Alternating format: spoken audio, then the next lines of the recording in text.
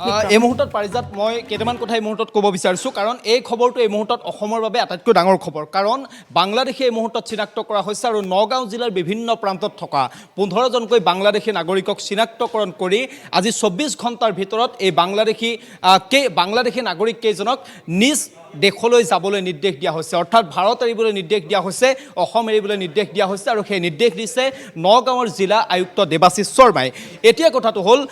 আজিৰ পৰা আপুনি 3-4টা মাহ পূৰ্বে দেখা পাইছিল মুখ্যমন্ত্ৰী হিমন্ত বিশ্ব শৰ্মাই এটা কঠোৰ পদক্ষেপ লৈছিল কঠোৰ পদক্ষেপটো হৈছিল যে বাংলাদেশী পুছবেক আৰু নিশাৰ ভিতৰতে বাংলাদেশীক গ্ৰেপ্তাৰ কৰি নিশাৰ ভিতৰতে বাংলাদেশীক আৰক্ষীয়ে উঠাই লৈ গৈছিল তাৰ পাছত সীমান্তইদি পাৰ কৰাই দিবলৈ চেষ্টা কৰিছিল কিন্তু সেই প্ৰক্ৰিয়াটোত ক'ৰবাত কেৰুণ থাকি গৈছিল অৰ্থাৎ পুছবেক কৰি দিয়া বাংলাদেশী নাগৰিকক পুনৰ বাংলাদেশে অসমলৈ উভতাই পঠাই দিছিল ভাৰতলৈ উভতাই পঠাই দিছিল আৰু ভাৰতে কোনোবাখিনিত গ্ৰহণ কৰিবলগীয়া হৈছিল এই যেতিয়া প্ৰক্ৰিয়াটোত কোনোবাখিনিত মুখ্যমন্ত্ৰী হিমন্ত বিশ্ব শৰ্মা বিফল হৈছিল এই প্ৰক্ৰিয়াটোত বিফল হোৱাৰ পাছতে মুখ্যমন্ত্ৰী হিমন্ত বিশ্ব শৰ্মাই সুপ্ৰিম কোৰ্টৰ এটা অৰ্ডাৰ অনুসৰি সুপ্ৰিম কোৰ্টে আজি কেইবাবছৰ পূৰ্বে এটা অৰ্ডাৰ দি থৈছিল সেই অৰ্ডাৰটোৰ অনুসৰি আইনত সংশোধনী আনি জিলা আয়ুক্তসকলৰ ক্ষমতা বৃদ্ধি কৰিছিল অৰ্থাৎ বাংলাদেশী বিতাৰণৰ বাবে জিলা আয়ুক্তসকলক স্বাধীনতা দিছিল আৰু জিলা আয়ুক্তই বাংলাদেশী চিনাক্ত কৰিব পাৰিব আৰু চিনাক্ত কৰি 15 দিনৰ ভিতৰত বাংলাদেশী বিতাৰণ কৰিব পাৰিব এই ক্ষমতাটো দিছিল আৰু এই ক্ষমতাটো দিয়াৰ প্ৰথমটো সফলতা এয়া হৈছে নগাঁও জিলাৰ পৰা এই মুহূৰ্তত আহিছে নগাঁও জিলাৰ 15 বাংলাদেশী নাগৰিকক এই মুহূৰ্তত চিনাক্তকৰণ কৰি এই মুহূৰ্তত জিলা আয়ুক্ত দেৱাশিষ শৰ্মাই ভাৰত এৰিবলৈ অসম এৰিবলৈ নিৰ্দেশ দিছে আৰু 24 ঘণ্টাৰ ভিতৰত এই 15 বাংলাদেশী নাগৰিকে ভাৰত এৰিব লাগিব অৰ্থাৎ অসম এৰিব লাগিব তেওঁলোকে শ্ৰীভূমি ধুবুৰী আৰু দক্ষিণ শালমৰা সীমান্তইদি তেওঁলোকে ভাৰত এৰিব লাগিব এই 15 বাংলাদেশী নাগৰিকৰ নাম এই মুহূৰ্তত নগাঁও প্ৰশাসনে ৰাজহুৱা কৰিছে জিলা আয়ুক্তই ৰাজহুৱা কৰিছে নগাঁও সদৰৰ আব্দুল আজিজ জুৰিয়াৰ মুস্তাফা আবেদা খাতুন ৰূপহীঘাটৰ মুস্তাফা আজুফা খাতুন ৰহাৰ হুছেইন আলী চাপৰমুখৰ নজৰুল ইছলাম জাজৰিৰ মুস্তাফা ফাজিলা খাতুন চামগুৰিৰ আনুৰা বেগম আশা খাতুন ৰহাৰ মহম্মদ ৰহিম শেখ আৰু বৰেক আলী ৰহা টাউনৰ ইদ্ৰিছ আলী কলিয়াবৰৰ ৰুস্তম আলী জখলাবন্ধাৰ আনোৱাৰ খান উলুৱনিৰ তাহেৰ আলী অৰ্থাৎ ৰহা ঢিং উলুৱনি কলিয়াবৰ জখলাবন্ধা এই সমগ্ৰ অঞ্চলবোৰত বাংলাদেশী নাগৰিক থকা বুলি বিভিন্ন সময়ত অভিযোগ উত্থাপিত হৈ আহিছিল আৰু এই মুহূৰ্তত এই 15 বাংলাদেশী নাগৰিকক বিদেশী ন্যায়াধিকৰণৰ নিৰ্দেশ মৰ্মে চিনাক্ত কৰি এই মুহূৰ্তত তেওঁলোকক ভাৰত এৰিবলৈ নিৰ্দেশ দিয়া হৈছে মই এই মুহূৰ্তত এই কথাটো ক'ব বিচাৰিছোঁ এই 15 বাংলাদেশী নাগৰিকক এতিয়া চিনাক্ত কৰা নহয় পূৰ্বতেই চিনাক্ত কৰা হৈছিল তেওঁলোকৰ বিৰুদ্ধে বিদেশী ন্যায়াধিকৰণত ইতিমধ্যে গোচৰ চলি আছিল আৰু বিদেশী ন্যায়াধিকৰণত যিহেতু গোচৰ চলি আছিল তেওঁলোকৰ গ্ৰীণ ছিগনেল বিদেশী ন্যায়াধিকৰণৰ পৰা জিলা আয়ুক্তগৰাকীয়ে লাভ কৰিলে যিখিনি অনুমতি লাগে সেই অনুমতি ইতিমধ্যে জিলা আয়ুক্ত দেৱাশিষ শৰ্মাই লাভ কৰিলে আৰু তাৰ পাছতেই জিলা আয়ুক্ত দেৱাশিষ শৰ্মাই এই মুহূৰ্তত নিৰ্দেশ দিছে যে 24 ঘণ্টাৰ ভিতৰত নগাঁৱৰ বিভিন্ন প্ৰান্তত থকা এই 15 বাংলাদেশী নাগৰিকে ভাৰত তথা অসম এৰিব লাগিব আমাৰ সৈতে ব্যুৰো চিফ কেজামান চৌধুৰী আছে মই আহিবলৈ অনুৰোধ জনাইছোঁ আমি কাৰণ এটা গুৰুত্বপূৰ্ণ ইছ্যু মুখ্যমন্ত্ৰী হিমন্ত বিশ্ব শৰ্মাৰ এটা কঠোৰ পদক্ষেপ আছিল সুপ্ৰিম কোৰ্টৰ নিৰ্দেশনাত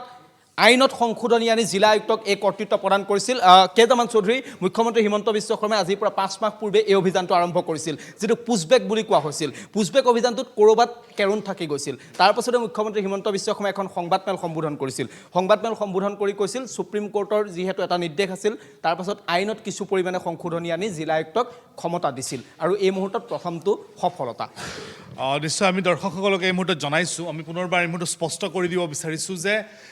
ইতিপূৰ্বেই বিদেশী ন্যায়াধিকৰণৰ যি আদালত আছে এই আদালতে এই লোকসকলক বিদেশী বা বাংলাদেশী বুলি তেওঁলোকক চিহ্নিত কৰিছিল আৰু চিহ্নিত কৰাৰ পাছত তেওঁলোকে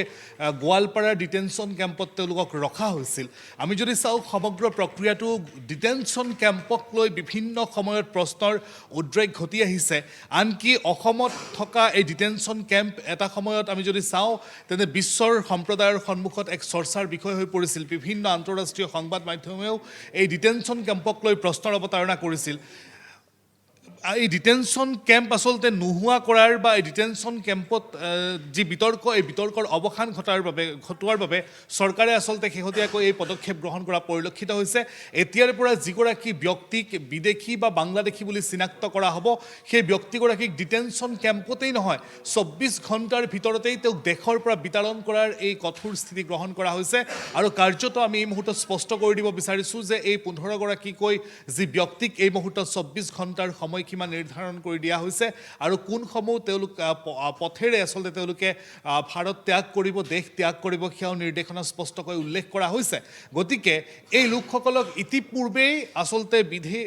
বিদেশী ন্যায়াধিকৰণৰ যি আদালত আছে, আদালতে তেওঁলোকক বিদেশী বুলি চিনাক্ত কৰিছে। কেৱল এই 15 গৰাকী লোকেই নহয়, আমি এইখিনিতে উল্লেখ কৰিব লাগিব অসমত হাজাৰ হাজাৰ তেনে লোক আছে যিসকল লোক ডিটেনশ্যন কেম্পত আবদ্ধ হৈ মই আপোনাক এই মুহূৰ্তত এটা কুৱেশ্যন কৰিব বিচাৰিম। মোৰ হাতত যিমান দূৰ খবৰ আছে, বিদেশী ন্যায়াধিকৰণৰ ওচৰত 85,000 প্ৰায় কেছ আছে। এই গোটেই কেছখিনি এতিয়া পোহৰলৈ আহিব পাৰে এই প্ৰচেষ্টাটোৰ অন্তত। মাটিয়াৰ যিটো ডিটেনশ্যন কেম্প, তাতো এতিয়া বহুত মানুহ আছে। দুটা পৰ্যায় আছে বিক্ৰম এই মুহূৰ্তত। এটা হ'ল আপোনাৰ বিচাৰাধীন গোচৰসমূহ, যিসমূহ গোচৰৰ এতিয়াও নিষ্পত্তি হোৱা নাই, গোচৰসমূহ চলি আছে। তেনে ক্ষেত্ৰত চৰকাৰে কোনো আচলতে পদক্ষেপ বা প্ৰশাসনে কোনো পদক্ষেপ গ্ৰহণ কৰিব নোৱাৰে, যিহেতু বিচাৰৰ কোনো ৰায় এই মুহূৰ্তত হোৱা নাই। আৰু দ্বিতীয়টো ক্ষেত্ৰ হ'ল যে আচলতে ইতিপূৰ্বে ন্যায়ালয়ৰ ফালৰ পৰা যি বিদেশী ন্যায়াধিকৰণৰ আদালত আছে, আদালতৰ ফালৰ পৰা ইতিপূৰ্বে তেওঁলোকক জাজমেণ্ট দিয়া হৈছে, তেওঁলোকক ৰায়দান প্ৰদান কৰা হৈছে, তেওঁলোকক যে বিদেশী বুলি চিনাক্তকৰণ কৰা হৈছে। গতিকে চিনাক্তকৰণ কৰা লোকসকলৰ বিৰুদ্ধে যে আগন্তুক দিনতো এই যি প্ৰচেছ, এই যি আচলতে ধাৰা এই মুহূৰ্তত সৃষ্টি কৰা হৈছে, এয়া যে অব্যাহত থাকিব সেয়া নিশ্চিত। আৰু এই মুহূৰ্তত আটাইকেইগৰাকী লোকক আচলতে যদিও ডিটেনশ্যন কেম্পত আছে বুলি কোৱা হৈছে, আটাইকেইগৰাকী লোকক এই মুহূৰ্তত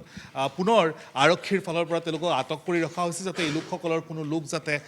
আচলতে পলাই যোৱাৰ চেষ্টা নকৰে আৰু তেওঁলোকক অতি কম সময়ৰ ভিতৰতেই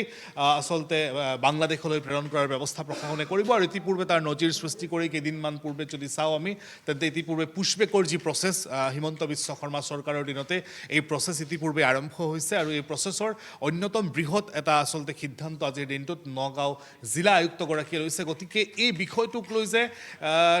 সমগ্ৰ ৰাজ্য যে উত্তাল হৈ পৰিব, সেয়া নিশ্চিন্ত ৰূপত এই মুহূৰ্তত আমি ক'ব পাৰি। কাৰণ 15 গৰাকীকৈ লোক, যিসকল লোকে তেওঁলোকক দাবী কৰে, যদিও তেওঁলোকক বিদেশী ন্যায়াধিকৰণৰ আদালতে তেওঁলোকক যদিও বিদেশী বুলি চিনাক্ত কৰিছে, কিন্তু তেওঁলোকে দাবী কৰে যে তেওঁলোকৰ পৰিয়ালৰ লোক এতিয়াও স্বদেশী হৈ ইয়াতেই বসবাস কৰি আছে। আন এটা প্ৰসংগ মই এই মুহূৰ্তত অনুক্ৰিয়াই দিব বিচাৰিছোঁ, আৰু প্ৰসংগটো হৈছে যদিও ডিটেনশ্যন কেম্পত এইসকল লোক আছিলে, তেওঁলোকক যদিও বিদেশী ন্যায়াধিকৰণৰ আদালতে তেওঁলোকক যদিও বিদেশী বুলি চিনাক্তকৰণ কৰিছিলে, কিন্তু এই লোকসকলে ভাৰতৰ যি ন্যায় ব্যৱস্থা, সেই ন্যায় ব্যৱস্থাৰ জৰিয়তে তেওঁলোকে আবেদন কৰাৰ কিন্তু সুযোগ লাভ কৰি আহিছিলে। সেয়া লাগিলে গুৱাহাটী উচ্চ ন্যায়ালয়তেই হওক বা বহু এনে গোচৰ আছে, বহু এনে দৃষ্টান্ত আছে, যিসকল লোকে আনকি দেশৰ সৰ্বোচ্চ ন্যায়ালয়তো তেওঁলোকে আবেদন কৰিব পাৰিছিল। কিন্তু আজিৰ পৰা যিটো প্ৰচেছ ষ্টাৰ্ট হ'ল, শেহতীয়াকৈ যিটো প্ৰচেছ আচলতে যিটো প্ৰক্ৰিয়া আৰম্ভ হ'ল, সেই প্ৰক্ৰিয়াত যদি আপুনি ব্যক্তিগৰাকীক পুছবেক কৰি ইয়াৰ পৰা পঠিয়াই দিয়ে, তেওঁলোকে সেই আবেদন কৰাৰ কিন্তু আৰু সুযোগ লাভ নকৰে। হয়, নিশ্চয়। কথাখিনি এইটোৱে যে পূৰ্বতে ডিটেনশ্যন কেম্পৰ এটা প্ৰক্ৰিয়া আছিল। ডিটেনশ্যন কেম্পৰ ৰখাৰ পাছত সুপ্ৰিম কোৰ্টলৈ যাব, প্ৰথমতে হাইকোৰ্টত যাব কেছটো, তাৰ পাছত সুপ্ৰিম কোৰ্টত যাব, আৰু তাৰ পাছত সেই ব্যক্তিগৰাকী এটা দীঘলীয়া সময়ৰ বাবে ভাৰত বা অসমত থাকি যাব। কিন্তু মুখ্যমন্ত্ৰী হিমন্ত বিশ্ব শৰ্মাই শেহতীয়াকৈ এই কঠোৰ স্থিতিটোৱে লৈছিল যে বিদেশীৰ ক্ষেত্ৰত ন' কম্প্ৰমাইজ, বিদেশীৰ ক্ষেত্ৰত ডিটেনশ্যন কেম্প নহয়, বিদেশীৰ ক্ষেত্ৰত চিধাই পুছবেক নীতিটো ইতিমধ্যে 6 মাহ পূৰ্বে মুখ্যমন্ত্ৰী হিমন্ত বিশ্ব শৰ্মাই আৰম্ভ কৰি দিছিল। নিশাৰ ভিতৰত বিদেশীক গ্ৰেপ্তাৰ কৰিছিল, ঘৰৰ পৰা উঠাই লৈ গৈছিল আৰক্ষীয়ে। তাৰ পাছত শ্ৰীভূমি বৰ্ডাৰ বা চুতাৰকান্দি বৰ্ডাৰ বা মানকাছৰ দক্ষিণ শালমৰাৰ হাতশিঙিমাৰী বৰ্ডাৰেদি এৰি দিছিল। কিন্তু তাৰ পাছত বাংলাদেশে উভতাই পঠাই দিছিল। গতিকে এই প্ৰক্ৰিয়াটোত কোনোবাখিনিত যেতিয়া কেৰণ থাকি যোৱা মুখ্যমন্ত্ৰী হিমন্ত বিশ্ব শৰ্মাই দেখা পাইছিল, তাৰ পাছতে মুখ্যমন্ত্ৰী হিমন্ত বিশ্ব শৰ্মাই, মই আকৌ কৈছোঁ যে সুপ্ৰিম কোৰ্টৰ যিটো নিৰ্দেশনা আছিল, সেই নিৰ্দেশনা অনুসৰি আইনত কিছু সংশোধনী আনি জিলা আয়ুক্তক এই কৰ্তৃত্ব দিছিল, আৰু জিলা আয়ুক্তই এই কাম কৰিবলৈ এই মুহূৰ্তত সক্ষম হৈছে। আৰু প্ৰথমটো কাম হিচাপে নগাঁৱৰ জিলা আয়ুক্তই 15 গৰাকী বাংলাদেশীক বিতৰণ কৰাৰ নিৰ্দেশ দিছে, আৰু 24 ঘণ্টাৰ ভিতৰত তেওঁলোকে ভাৰত বা অসম এৰিব লাগিব। এতিয়া কথাটো হ'ল যে এই কামটো কিয় কৰিছে, জিলা আয়ুক্তক কৰ্তৃত্ব কিয় দিয়া হৈছে? এই কাৰণে দিয়া হৈছে যে ডিটেনশ্যন কেম্পত যেতিয়া এগৰাকী বিদেশী যাব, তেতিয়া বিচাৰ প্ৰক্ৰিয়াটো দীঘলীয়া হৈ যায়। সেই ডিটেনশ্যন কেম্পত যোৱা বিদেশী নাগৰিকগৰাকীয়ে তেওঁ আনকি সুপ্ৰিম কোৰ্টত যোৱাৰ অধিকাৰো তেওঁ পায়, তেওঁ কোনোবাখিনিত আইনী সুবিধা লাভ কৰিবলৈ সক্ষম হয়। আৰু